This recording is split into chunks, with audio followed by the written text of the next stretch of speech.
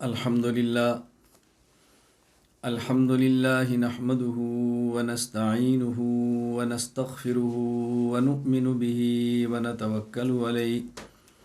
ونعوذ بالله من شرور أنفسنا ومن سيئات أعمالنا من يهده الله فلا مضل له ومن يضلل فلا هادي له ونشهد أن لا إله إلا الله وحده لا شريك له ونشهد أن سيدنا ومولانا محمدا عبده ورسوله أما بعد فأعوذ بالله من الشيطان الرجيم بسم الله الرحمن الرحيم وكلا وعد الله الحسنى يا رب صل وسلم دائما أبدا على حبيبك خير الخلق كلهم والحبيب الذي ترجى شفاعته لكل هول من الأهوال مقتحم اللهم صل على محمد وعلى آل محمد كما صليت على إبراهيم وعلى آل إبراهيم إنك حميد مجيد اللهم بارك على محمد وعلى آل محمد كما باركت على إبراهيم وعلى آل إبراهيم إنك حميد مجيد۔ اللہ تعالیٰ نے حضور اکرم صلی اللہ علیہ وسلم کو نبوت اور ختم نبوت کے لیے منتخب فرمایا، اور صحابہ کرام رضی اللہ عنہم اجمعین اور اہل بیت کو حضور اکرم صلی اللہ علیہ وسلم کی خدمت، آپ کی شرافت اور آپ کی صحبت اور آپ کا ساتھ دینے کے لیے منتخب فرمایا۔ نبی کریم صلی اللہ علیہ وسلم کے صحابہ کرام رضی اللہ عنہم اجمعین تمام کے تمام مؤمن ہیں، عادل ہیں، حجت ہیں، معیار حق ہیں، جنتی ہیں، اخروی عذاب سے محفوظ ہیں۔ لیکن صحابہ کرام رضی اللہ تعالیٰ عنہم اجمعین میں سے بعض صحابہ کرام کو خاص مقام حاصل ہے، اور پھر ان صحابہ کرام میں سے بعض صحابہ کرام وہ ہیں جو خلافت کے منصب پر بھی فائز ہوئے ہیں، اور انہوں نے امت کی نمایاں قیادت کی ہے۔ ان حضرات میں سے ایک نام حضرت امیر المومنین سیدنا امیر معاویہ رضی اللہ تعالی عنہ کا ہے۔ ضرورت اس بات کی ہے کہ تمام صحابہ کرام پر تفصیل کے ساتھ بات کی جائے، اور جن صحابہ کرام رضی اللہ عنہم اجمعین کا تذکرہ تفصیل کے ساتھ کیا جائے، اور جن صحابہ کرام کا تذکرہ اجمال کے ساتھ احادیث میں ان کو اسی طرح ذکر مبارک اور ذکر خیر کیا جائے۔ حضرت ابوبکر صدیق رضی اللہ تعالی عنہ پر میں قدر مفصل گفتگو کر چکا ہوں۔ انشاءاللہ العزیز حضرت عمر بن خطاب رضی اللہ تعالیٰ عنہ، حضرت عثمان بن عفان رضی اللہ تعالیٰ عنہ، حضرت علی بن ابی طالب رضی اللہ تعالیٰ عنہ، میں نے عرض کیا تھا کہ ان حضرات کے حالات، ان کی خدمات اور ان کی مبارک خلافت، ان پر ہونے والے اعتراضات کے جوابات ہم انشاءاللہ تفصیل کے ساتھ ان موضوعات پر بات کریں گے۔ اب چونکہ رجب کا مہینہ جا رہا ہے، اور رجب کے مہینے میں 22 تاریخ کو حضرت امیر معاویہ رضی اللہ تعالی عنہ کا دنیا سے رخصت ہونے کا واقعہ پیش آیا، اس لیے رجب کی مناسبت سے ان کی زندگی پر میں گفتگو کرنا چاہتا ہوں۔ اس میں ان کی حیات مبارکہ ہے، ان کی خدمات مبارکہ ہیں، اور ان کی ذات پر ہونے والے اعتراضات اور ان کے جوابات کو میں آپ کی خدمت میں انشاءاللہ تفصیل کے ساتھ پیش کروں گا۔ حضرت امیر معاویہ رضی اللہ تعالی عنہ کے بارے میں امام حافظ ابو الفضل شہاب الدین احمد بن علی ابن حجر عسقلانی رحمہ اللہ وفات 852 ہجری الاصابہ فی تمییز الصحابہ میں فرماتے ہیں کہ ان کی جو ولادت ہوئی ہے، امیر المؤمنین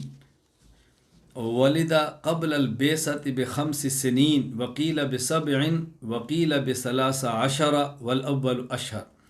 کہ ان کی ولادت رسول اکرم صلی اللہ علیہ وسلم کے اعلان نبوت سے ایک قول کے مطابق 5 سال قبل، ایک قول کے مطابق 7 سال قبل، ایک قول کے مطابق 13 سال قبل، لیکن زیادہ مشہور یہ ہے کہ حضور اکرم صلی اللہ علیہ وسلم کے اعلان نبوت سے قبل آپ کے 5 سال قبل آپ کی ولادت ہوئی ہے۔ یہ قول زیادہ مشہور ہے۔ حضرت امیر المومنین امیر معاویہ رضی اللہ عنہ کا نام اور نسب اس کو اچھی طرح سمجھ لیں، پھر ان کے تعلقات سمجھیں، ان کی رشتہ داریاں سمجھیں، رسول اکرم صلی اللہ علیہ وسلم کے ساتھ، حضرت علی کے ساتھ، حضرت حسین کے ساتھ۔ میں انشاءاللہ اس کو تفصیل سے عرض کرتا ہوں۔ حضرت امام ابو الفدا اسماعیل بن خطیب عمر بن کثیر دمشقی رحمہ اللہ تعالی وفات 774 ہجری البدایہ والنہایہ میں فرماتے ہیں، معاویہ بن ابو سفیان، صخر بن حرب بن امیہ بن عبد شمس بن عبد مناف بن قصی، یہ آپ کا نام اور نسب ہے۔ حضرت ابن کثیر رحمہ اللہ نے حضرت میر معاویہ کا نسب آپ نے کہ والد کی جانب سے اور آپ کی والدہ کی جانب سے بھی ذکر فرمایا کہ ان کی والدہ ہند بنت عتبہ بن ربیہ بن عبد شمس بن عبد مناف بن قصی۔ گویا کہ حضرت میر معاویہ رضی اللہ تعالیٰ کے والد ابو سفیان اور اب کی والدہ ہند رضی اللہ تعالیٰ عنہم، ان کا سلسلہ نسب اوپر جا کر عبد شمس پر جا کر مل جاتا ہے۔ حضور اکرم صلی اللہ علیہ وسلم سے ان کا نسب کہاں تک جا کر ملتا ہے، ذرا اس کو بھی اچھی طرح سمجھیں۔ حضرت نبی کریم صلی اللہ علیہ وسلم کا جو نسب ہے، حضرت امام ابو عبداللہ محمد بن اسماعیل بخاری رحمہ اللہ تعالی وفات 256 ہجری، صحیح بخاری باب مبعث النبی صلی اللہ علیہ وسلم میں یوں ذکر کر فرماتے ہیں، محمد بن عبداللہ بن عبد المطلب بن ہاشم بن عبد مناف بن قصی بن کلاب بن مرہ بن کعب بن لؤی بن غالب بن فہر بن مالک بن نضر بن کنانہ بن خزیمہ بن مدرکہ بن الیاس بن مضر بن نزار بن معد بن ادنا۔ یہ رسول اکرم صلی اللہ علیہ وسلم کا نسب ہے جو صحیح بخاری کے اندر ہے۔ نبی کریم صلی اللہ علیہ وسلم کے سلسلہ نسب میں ایک نام ہے عبد مناف، جو حضرت عبداللہ ان کے والد عبد المطلب ان کے والد ہاشم اور ان کے والد ہیں۔ گویا کہ نبی کریم صلی اللہ علیہ وسلم کے والد عبداللہ ان کے والد عبد المطلب ان کے والد ہاشم اور ان کے والد عبد مناف ہیں۔ یہ جو عبد مناف تھے ان کے 4 بیٹے تھے، ایک کا نام ہاشم، ایک کا نام مطلب، ان کا نام نوفل اور ایک کا نام عبد شمس۔ ان میں جو ہاشم ہیں ان کی نسل سے حضور اکرم صلی اللہ علیہ وسلم دنیا میں تشریف لائے، محمد بن عبداللہ بن عبد المطلب بن ہاشم بن عبد مناف، اور مطلب ان کی نسل سے حضرت ابو سفیان رضی اللہ تعالیٰ ابو سفیان بن حارث بن مطلب بن عبد مناف، اور نمبر 3 نوفل، ان کی نسل سے حضرت جبیر بن مطعم رضی اللہ عنہ صحابی ہیں، جبیر بن مطعم بن عدی بن نوفل بن عبد مناف،